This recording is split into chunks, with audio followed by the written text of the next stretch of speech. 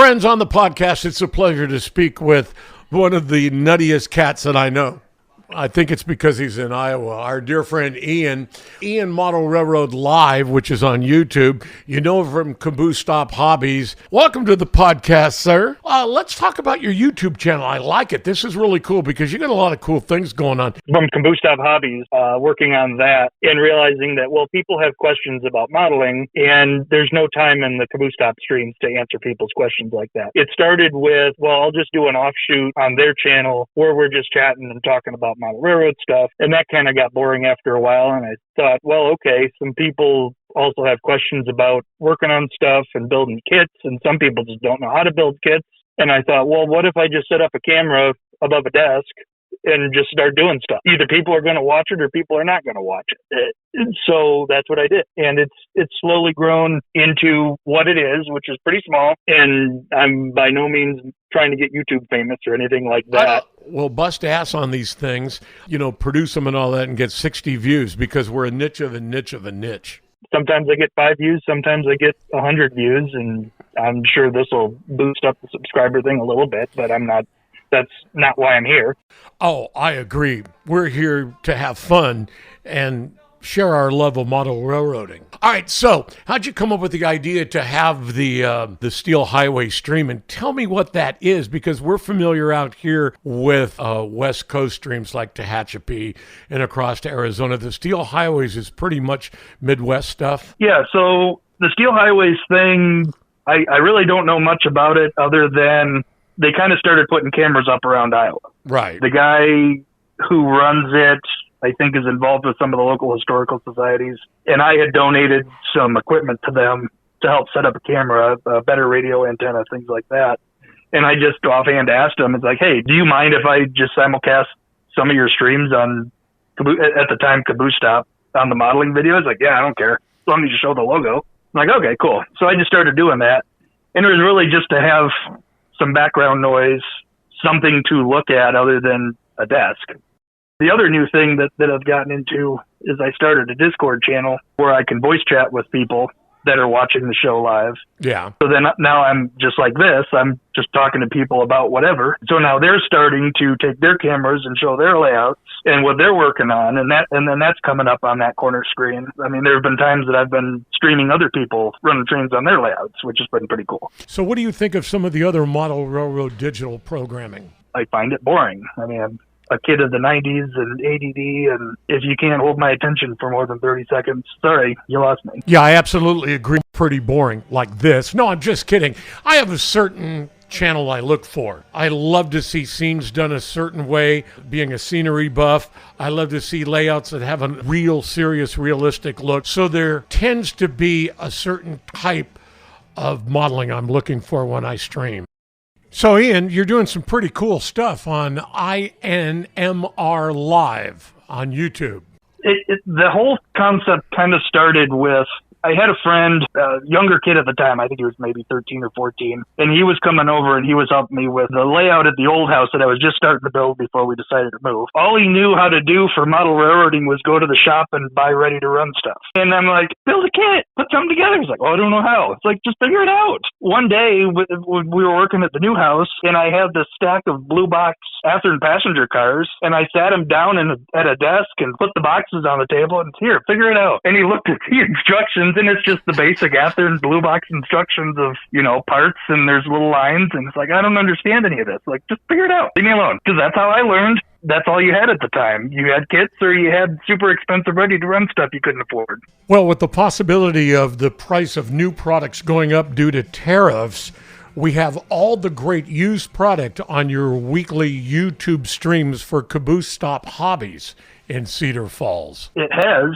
The N-scale market has been pretty quiet. I don't know why we haven't gained any traction on the N-scale side. The HO-scale side does good. The O-scale side does decent.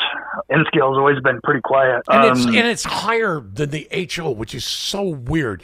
You'd think it'd be the other way around. I used to always think, well, it's different in size, it should be cheaper. It's not. Well, it costs the same amount of money to assemble it and do the tooling and all that stuff. Well, so. I'll see her do a HO box car for $10 and then see $18 for the same version at N scale.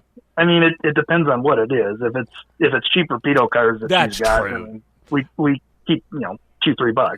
That's true. But, if it's an Atlas car that's got knuckle couplers and some value to that. And a lot of times she's showing her regular stock. Let's talk about the YouTube video streams on Monday, Tuesday, and Wednesday. And sometimes they pop up surprisingly for Caboose Stop Hobbies in Cedar Falls, Iowa. The schedule goes Monday at 7 o'clock Central Time is O-scale. Yeah. Sometimes they start at 6:45 if they've got extra stuff they want to show. Right. Like a pre-show.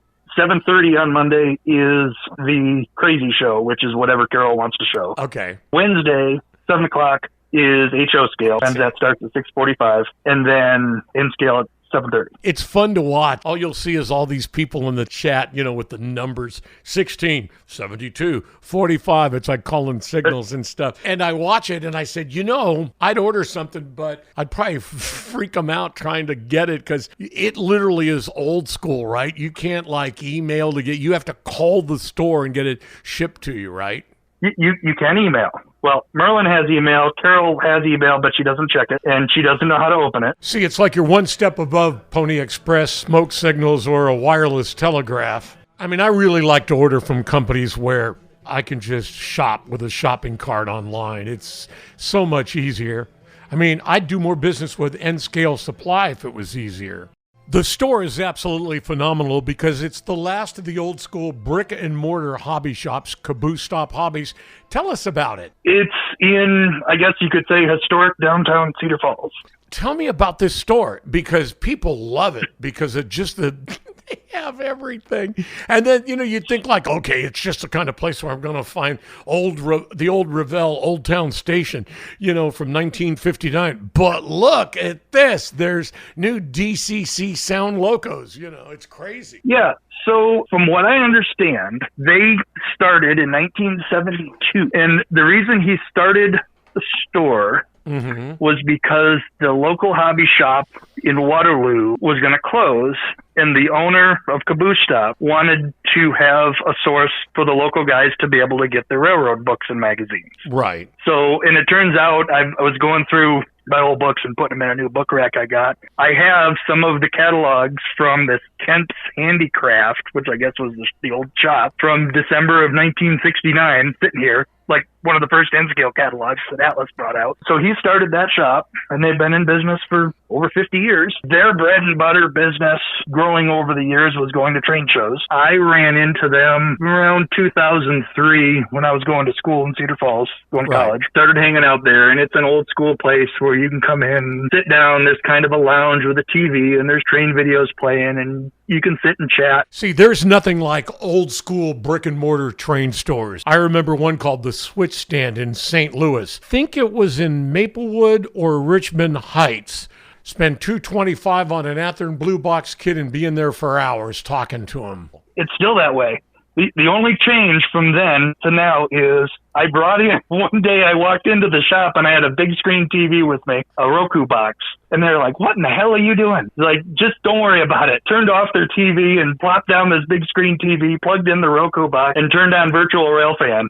So who are these cast of characters we see on all the YouTube streams from Caboose Stop Hobbies? So I started hanging out with them around 2003, going to school in Cedar Falls. Eventually, I talked them into getting a website, and I designed a bare bones basic website just so they had one that had contact information, some pictures inside the store, what we carried. No inventory, because there's no way you can ever put inventory of that shop online. Then eventually my now wife talked them into getting a Facebook page, so they were visible on Facebook. Then the pandemic hit and train shows stopped, and they thought, well, what the hell are we going to do? Luckily, they owned the building that the store is in, so that wasn't a concern of having to have income to keep your lease. And they're both retired, and they weren't relying on that shop for income that I know of. Then it got to the point of the pandemic that people couldn't come into the store. Then one day looking on Facebook, and I see this go live button on the page, and I'm like, go live. So if I hit that, it just turns on the camera and starts filming. So I went in there and I suggested it to him. It's like, well, why don't we set up a train show in the store and film it and put it on Facebook? Merlin, who's the owner, thought it was a horrible idea and thought it was stupid. And Carol's like, get this out there, we'll try it. That's how it started. Are they husband and wife? Husband and wife. Okay. Carol and Merlin are husband and wife. That's been going on for, since the pandemic. So was that 3-4 years now? 4 years now? Mm-hmm. I remember watching it then. So I started watching it and I said, this is crazy. Well, I found out about it because you were talking about it on RailWire. Oh, okay, got it. And it's crazy by design. I started it, and some of the production things I had in mind was I didn't want it to be slow paced and boring. I wanted to just start, show what we're going to show, be quick about it, stop. If people want to go back and watch it again, they can go back and watch it again. Because you watch some hobby shops, like, oh, we got this new card. No, here, look at this angle. Look at this angle. There's 2 numbers. And, oh, look at all the detail. I'm like, didn't care about that card to begin with. Why do you keep showing it to me? Right. So, I mean, I was just like, boom, boom, product. And we'll show 200 or 300 things in a show. So I get hungry every time I see the Caboose Stop Hobbies stream with all the pizza boxes. How did that come about? That came from an idea where, okay, we have all this stuff piled up, but how do we show more? And I was like, well, we need trays of some sort. And then I thought, well, what about a pizza box? And I don't remember where that came from. It might have been just seeing N-scale stuff in a box, in a pizza box. And I was like, well, just use pizza box. And so now it's pizza boxes. Okay, so how's the product selected? Random. Random. And she just prices it as she goes? Yeah. Because I've often wondered that. And then you'll see stuff that's, already marked down because it looks like there's a pretty good discount on like new engines and new rolling stock. Yeah, over the years, we've refined it, improving the watchability of it, so camera work and audio. But I didn't want to change her because as soon as you try and tell her to do something different, she's going to get lost. No, man, and it's she's great. Funny, and she's funny the way she is. She is hilarious in her hats for different holidays. Yep. They have started to get more organized. So one of the other guys is Keith. He's retired from retail. So he's done a lot of work getting the shop as organized as it could be, kind of puts the shows together, picks out what they're going to show, figures out what the pricing is, and sometimes she'll mark it down, sometimes she won't. Laverne, you might see once in a while, he's usually sitting there writing people's names down that are bidding on stuff so they can build piles after the show of what people bought. After the show, they gather up all the stuff that people put their numbers on, put it in boxes, and put it in the back room with your name on it. And you're supposed to call them or email and tell them, like, okay, hey, I want to pay for this. Here's my info. And they'll either hold it for you to build up enough to fill a box or ship it whenever you want it shipped. All right, so let's talk about your interest in model trains. It probably started from either a parent or a grandparent. That's what every modeler I've had on the show talks about. No. Supposedly, from what my parents say, I was interested in it on my own since I was 2. Nobody, my dad or anybody, was into it at the time. Coincidentally, my grandfather started building an N-scale layout close to when he retired. That was his layout. You start getting more and more and more into it as you get older. And so that fed my interest in it. And then I wanted a model train too. So then I ended up getting my dad built me a 4x8 HO scale layout. It was my first layout. And I had that for many years till we moved down to Oklahoma where there's no basement. And then I got into N-scale. And at the time also my grandfather was pushing more into HO scale. I got a little bit of his N-scale stuff. And then I've been doing N-scale pretty much consistently since then. Well, the modeling that you're doing right now presently, that's a new room. Am I high or are you doing HO and N-scale? If you're watching the shows, I do some HO scale stuff on the side just because people are going to get bored with N-scale, I thought. And so I did some HO scale stuff too. Yeah, but you sold some of your N-scale stuff. I remember you had that big sale, but that was just to clear out. I'm having another big sale. I've just got a lot of stuff. That's awesome. I'll gather up stuff over time and then realize, I don't need this, and then sell some of it, and then buy more and sell a little bit, buy more and sell a little bit. I become a little more conservative and a little more so retro focused because I'm like... I have too now, especially since I'm building a layout. Yeah, you have to, because I remember my wife would walk down into the basement in places where I had layouts and go, looks like a hobby shop in here, because always wanted to look like a hobby shop with all the Walthers kits stacked, all the rolling stock and jewel cases stacked. There were times that I could sell a hobby shop. I don't think I could now. Yeah. That sale that you saw years ago, I probably sold a third to a half of what I had. Did you get enough to put back into the new layout? Twice over what I made off of that sale on the layout since then. Well, that's awesome. But, remember when Dave Fox on Railwire bailed on N-scale, sold all his stuff? Yeah, and also Daryl Cruz, who has the new UP Evanston and HO, he sold all his N-scale from his N-scale Geneva sub to get into HO. Didn't you do videos for Well, your I just sale? did it like it was just another Caboose Stop episode. Exactly.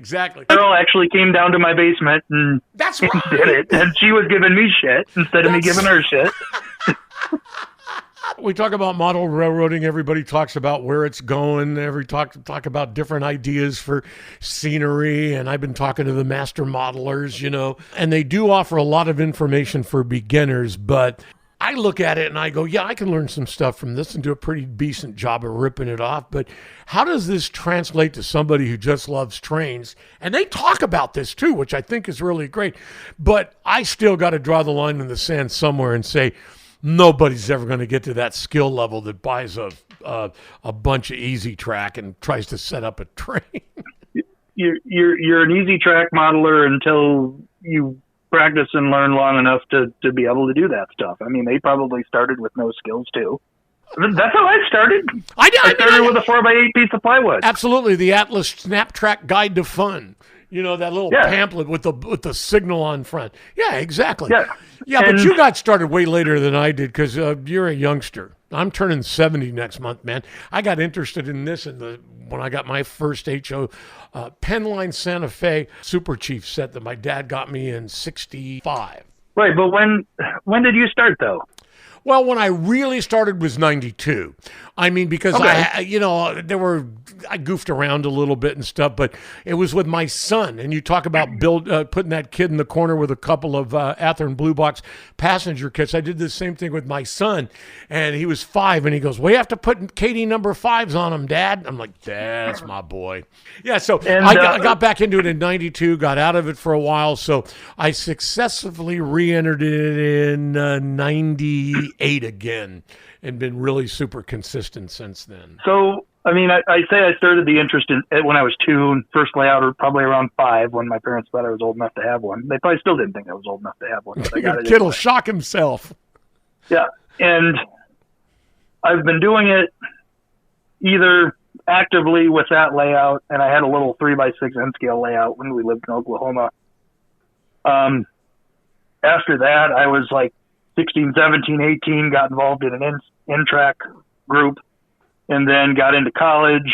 Didn't do much in college because of space, but I still had a bunch of stuff and still modeled. That's when I learned how to kit bash, learned how to airbrush, and then moved into my own house, procrastinated on building anything for whatever reason. Kind of thought, oh, well, I need the layout to look like these really nice layouts, and I need to have the basement finished, and I need to have the walls blue, and I need to have all this stuff. And it was just procrastinating doing all that.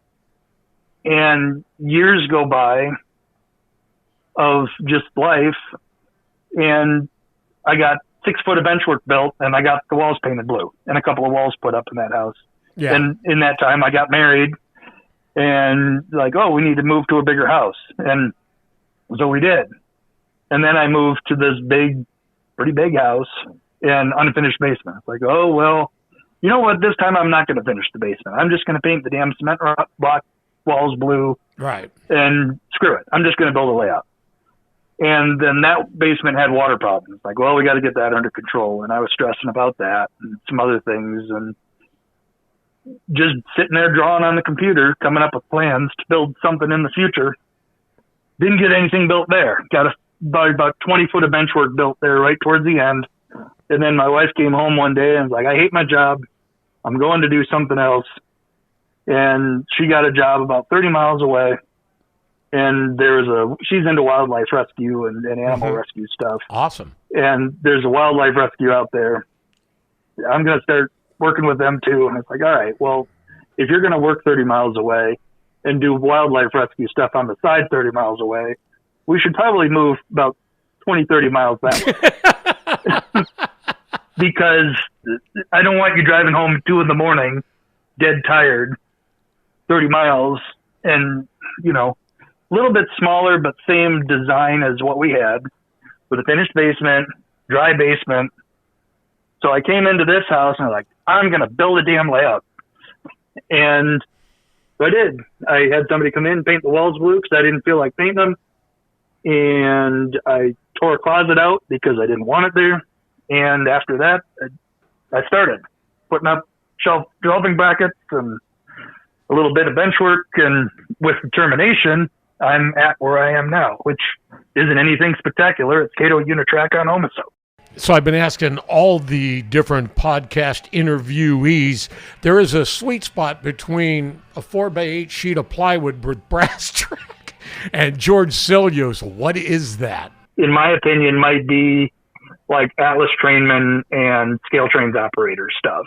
But the long answer is anybody that asks me about what cars I should buy and yada, yada, yada, my thought is always detail's expensive and detail breaks. I agree. I mean, I used to think like when I was in HO, I just had blue box. That's really all I had, when I sold it all and went to N Scale in 2007. I mean, I might have had a couple of Walters cars and stuff, but Genesis was just starting to get underway. We didn't have the, high brands with detail, now the upper brands, that are $60 for a tank car and stuff. You're absolutely correct. Because I could get, for $60, I could get five used cars from Caboose Stop. Several of the religious viewers of my show are kids in their teens that are really local rail fans and modelers. That's awesome. We got some youngsters in there.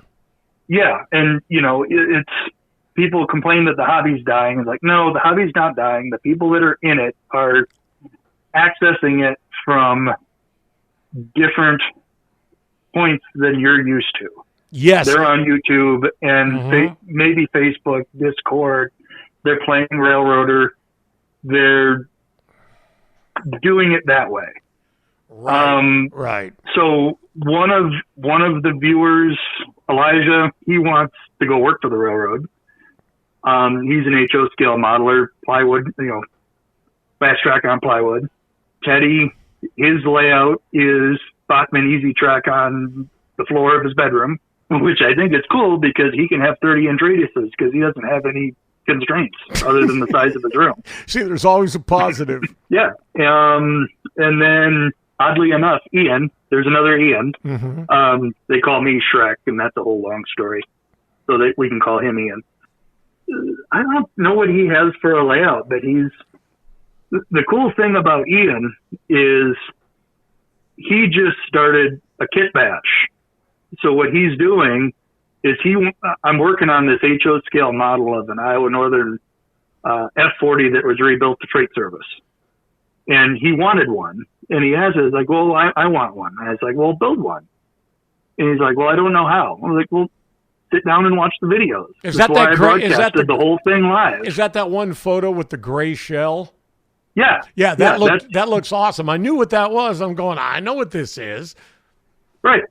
And that started with, I was watching Caboose Stop one night, and she had these F40s sitting in a pizza box for $20 each. And it's like, I'll take them. I'll take two of them, at least. I think I got two of them. Somebody else got the other two. And with the purpose of, okay, I'm going to bring these home and I'm going to attempt to do this. And I hadn't kit bashed anything in 20 years. And it was literally turn the camera on, set the model down, and take a hacksaw to it. And I thought the thing would end up in the garbage after an episode or two because I'd screwed up. And I took my time, looked at pictures, and just was careful with it. And I've gotten to the point, it was painted, realized I screwed up the paint scheme, and I stripped it back down to redo it. And then Ian said, well, I want one. I was like, well, build one. I'm like, I don't know how. Like, well, I broadcast the whole thing live of me doing it, the good and the bad, and watch it. And here, you take the other one, because I had two, and I didn't end up needing two. Like, here, I've got the other F40 and an extra shell, and try it.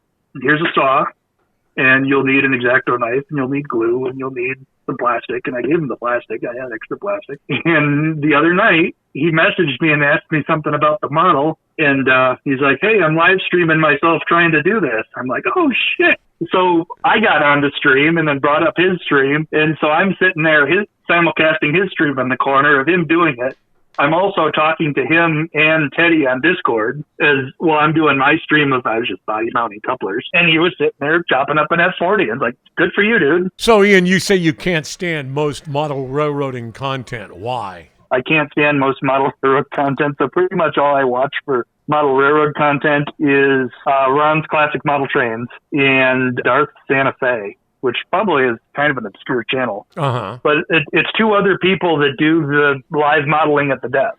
Okay. That's probably about the only thing that I can... I've watched a few guys doing live modeling at the desk, mainly weathering. Oh, okay. Yeah, but as far as tinkering with parts, see, that's something I don't know how to do, and I admit it. I can do scenery like a mother, but I have no idea how to take a locomotive apart. I had to send one off to Ben Horn at Railwire. He put a NW2 that I was having trouble with, a Kato NW2, put it back together and sent it to me. I'm going, are you a magician? Start watching the videos. I do it all the time. Two of the recent models I just did, well, no, three. There was, I had a Bachmann GE 70 tonner, a guy, local guy, said, hey, this thing doesn't run. Can you take a look at it? I'm like, yeah, sure. So I opened it up, and it ended up being a bad decoder. All right. Just so happens in one of the pizza boxes in my big pizza box project, there was a GE 70 ton frame with a decoder already in it, just sitting in a pizza box. So I kind of set it aside as I was going through and just gave him the new drive, and then I'll drop a DCC decoder in the other one someday. Then guy out east sent me a Bachmann Jeep 7 and an Atlas H1644. The Bachmann Jeep 7 didn't work. It would work for about 2 seconds and then stop. And the GE 44 tonner, he wanted DCC in it so it could run with a sound unit. So I opened up the Atlas H1644, and it has a weird decoder in it, or a weird light board in it because of the marker lights that are in it that light up. And I'm like, how am I going to do with this? And I thought, okay. So I started looking up decoder options, and it turns out NCE makes a replacement decoder that allows you to do the marker lights. All right. So I told him, I was like, all right, I'm going to order this decoder, and we're going to try and put it in there. And I thought I was going to have to transplant the tricolor LED over from the light board to the decoder. And it turns out it came with a tricolor LED, which was easy. So that ended up just being a decoder swap. But the Jeep 7 was, I put it on the track, and it'd run in scale a couple feet, then stop. And then I'd change direction, run a little bit, then stop. What the hell's going on here? So I take the shell off, which is damn near impossible. I had to look at Spook Show's site to figure that out, and got the shell off, and then started, alligator clips to different parts of the model to see what worked and what didn't work. And the decoder was okay. And it turns out the motor was bad because I put power right to the motor, and I started seeing smoke. And I was like, uh-oh. Yeah, and I was like, oh, no, I think I just burned out the decoder. And I was like, all right, well, I'm going to have to swap the decoder. So then I pulled the decoder out, and then I put power right directly to the motor and saw smoke again. I was like, oh, it's the motor that did the smoke, not the decoder. That's one in a million shot. So it's got a bad motor. So I go and look at Bachmann and like, oh, new motor, $16. And I message the guy. He's like, all right, you want to rebuild, if you want to replace the motor, $16 for the motor. So like, okay, cool. Go ahead and do that. Put the new motor in it, put the decoder back in it, and it ran perfect. What are your future plans for INMRLive Live? Right now, I'm working on body mounting all of my equipment. The benefits of body mounting I found was when I had a string of like 30 truck mounted cars and I tried to shove them into the yard and I had derailments all over the place. I had a string of 60 cars, which was about 20 body mounted or truck mounted cars on the rear. And then my first 40 body mounted cars, the head end with the locomotive. And I shoved the whole thing all the way through staging and no derailments and no issues, whatever. It's like, oh man, I need to do this. Here on the podcast, it's been great catching up with Ian at INMRLive and from Caboose Stop Hobbies in Cedar Falls, Iowa. This has been a great podcast. And next is going to be a very, very special Las Piedras Railroad podcast. We'll be checking out the Montana Northern